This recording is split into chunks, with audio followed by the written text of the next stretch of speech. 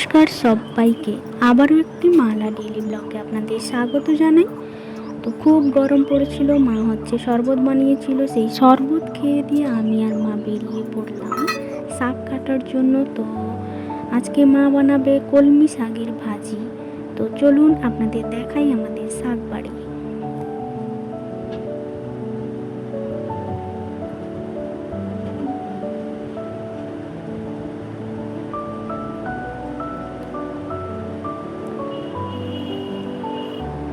আর এই যে দেখছেন, এগুলো সব ধান চাষ হয় আমাদের এইদিকে, পুরো এরিয়াটা ধরে আমাদের পুরো ধান চাষ হয় আর কি। এইদিকে মা কাটছে কলমি শাক। আর দেখুন গাছে সব ছোট ছোট আম ধরেছে।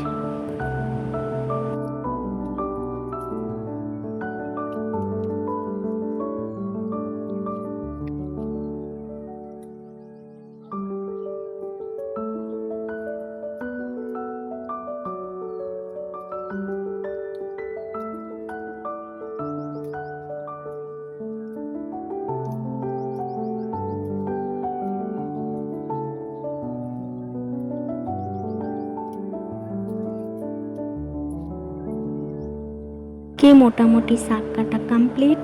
তো চলুন বাড়ি গিয়ে দেখাই। মা হচ্ছে কলমি শাকের সাথে কুমড়োর ফুলগুলো তুলে এনেছে, এই দুটো একসাথে মিলিয়ে ভাজি করবে। তো পুরো ভিডিওটা আপনারা দেখতে থাকুন।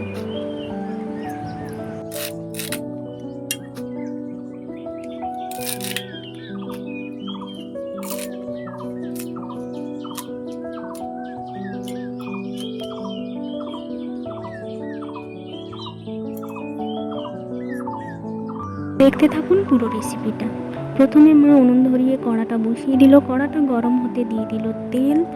তেলটা একটু গরম হয়ে আসতে দিয়ে দিল 5 ফোড়ন, দিয়ে দেবে পেঁয়াজ কুচি,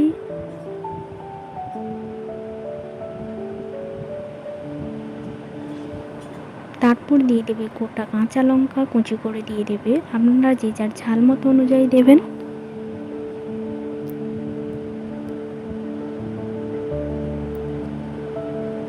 আর কিছুটা রসুন কুচিও দিয়ে দেবে এর মধ্যে। তো তারপর মা দিয়ে দিল লবণ। লবণটা দেখে আপনারা স্বাদ মতো অনুযায়ী দেবেন।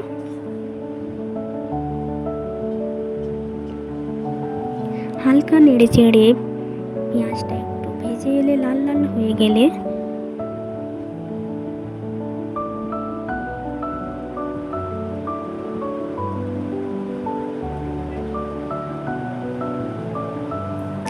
দিয়ে দেবে কেটে রাখা শাকগুলো। মা আগে থেকে কেটে রেখে ধুয়ে রেখেছিল, তো সেই শাকগুলো দিয়ে দিল।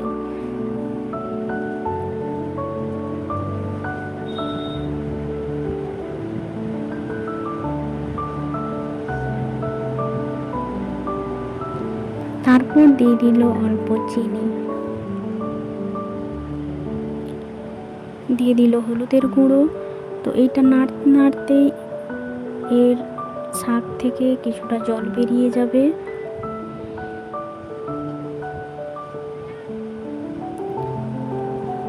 তো মা হচ্ছে অল্প শাকটা যাতে সেদ্ধ হয় তার জন্য অল্প জল দিয়ে দিল। তারপর ঢাকনা দিয়ে নাড়তে নাড়তে শাকটা পুরোটা জলটা মরে এলে, শুকনো শুকনো হয়ে গেলে তেল দিয়ে ভালো করে শাকটাকে ভেজে নিতে হবে।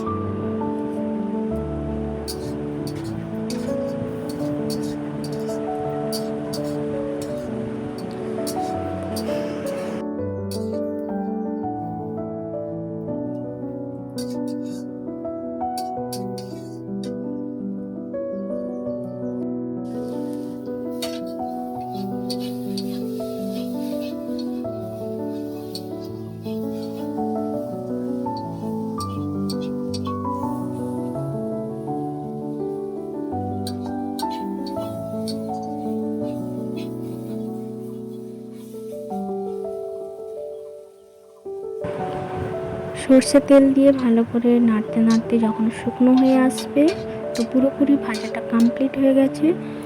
তো আজ হচ্ছে এই পর্যন্ত, দেখা হচ্ছে নেক্সট একটি ব্লগে। তো ভালো থাকবেন সবাই, আর প্লিজ প্লিজ অনেক অনেক ভালোবাসা দেবেন, চ্যানেলটিকে লাইক কমেন্ট শেয়ার সাবস্ক্রাইব করবেন আর পাশে থাকবেন। থ্যাংক ইউ সবাইকে।